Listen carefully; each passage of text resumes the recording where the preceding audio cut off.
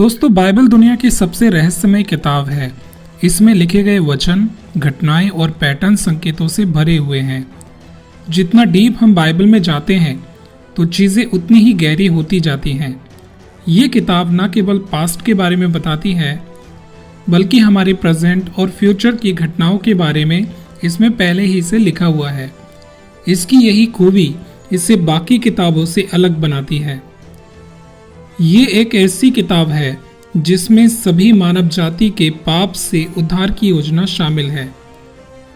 लिखे हुए वचनों के अलावा परमेश्वर ने अपने सुसमाचार के भेद को बाइबल के इब्रानी अक्षरों में भी रखा है, जो आज हम इस वीडियो में देखेंगे। तो देखते रहिए biblical fact Hindi channel.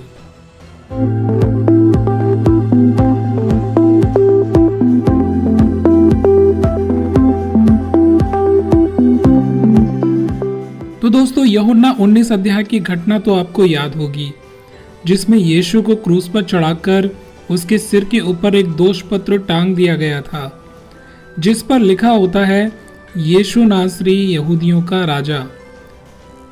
Bible बताती है कि यीशु के सिर के ऊपर जो दोष पत्र था वो 3 भाषाओं में था, इब्रानी, यूनानी, लातीनी, ताकि सभी लोग इसे अपनी अपनी भाषाओं में पढ़ सकें।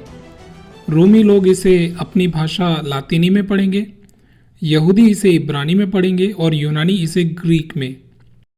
उन दिनों में फरीसियों की एक रीति थी या एक मेथड, जिसमें वे शब्दों के पहले अक्षरों को इकट्ठा करके एक साथ रखकर देखते थे। इसे तौरा कोड कहा जाता है। इसका यूज़ करके ये पता लगाया जाता है कि इससे क्या अर्थ बनेगा या कौन सा शब्द बनेगा। इसे आमतौर पर एक्रोस्टिक्स कहा जाता है, जिसमें शब्दों के पहले अक्षरों को इकट्ठा करके कोई एक शब्द बनाया जाता है। जैसे कि रोमन कैथोलिक क्रूस पर लिखे गए दोष पत्र में शब्दों में लैटिन के 4 अक्षरों को इकट्ठा करके NRI लिखते हैं। असल में ये एक इब्रानी मेथड है। जब इज़राइल के प्रधानों ने इस लेख को अपनी भाषा इब्रानी में पढ़ा, यानी कि यीशु नासरी यहूदियों का राजा, तो उन्होंने इसे पिलातुस से हटाने की मांग की। कुछ तो ऐसा था जो उस क्रूस पर जो यहूदी शास्त्रियों को परेशान कर रहा था, उन्हें वहाँ कुछ तो दिखाई दिया था। अगर ऐसा नहीं था तो वे पिलातुस से कभी भी इस दोष पत्र में लिखे गए वाक्यों को बदलने के लिए नहीं कहते। यूहन्ना 19 अध्याय उसका 21 और वचन में लिखा है, तब यहूदियों के महायाजकों ने पिलातुस से कहा, यहूदियों का राजा मत लिख, परंतु ये लिख कि उसने कहा, मैं यहूदियों का राजा हूँ। पिलातुस ने उत्तर दिया कि मैंने जो लिख दिया वो लिख दिया। तो आप देख सकते हैं मेरे प्रियो, उसको वैसा ही लिखा गया, उसको वैसा ही रहने दिया गया जो पिलातुस ने लिखा था। पिलातुस ने उसको चेंज करने से मना कर दिया।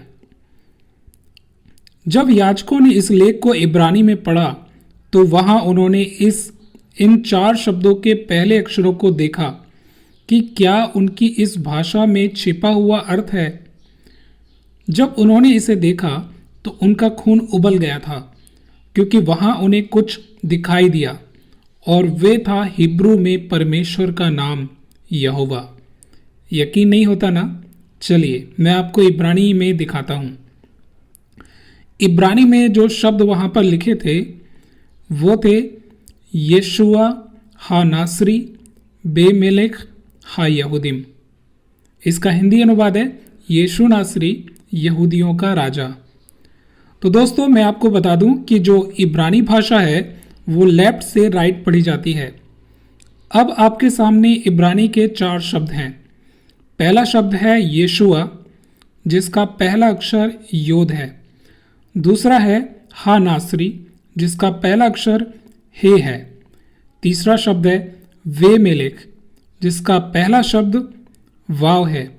और चौथा शब्द है हा यहूदिम, जिसका पहला अक्षर हे है। आपको पता है ये क्या बन गया? मेरे दोस्तों, मेरे भाइयों, ये इब्रानी में परमेश्वर का नाम बन गया। योद हे वाव हे, यानी कि यहोवा। परमेश्वर का ये नाम उन्हें साफ दिखाई दे रहा था। वे क्रूस पर उन शब्दों को बदलना चाहते थे ताकि परमेश्वर का नाम क्रूस पर दिखाई न दे, क्योंकि उन्होंने ब्लेस्फेमी के लिए यीशु को क्रूस पर चढ़ाया था, क्योंकि मसीह ने खुदा होने का दावा किया था।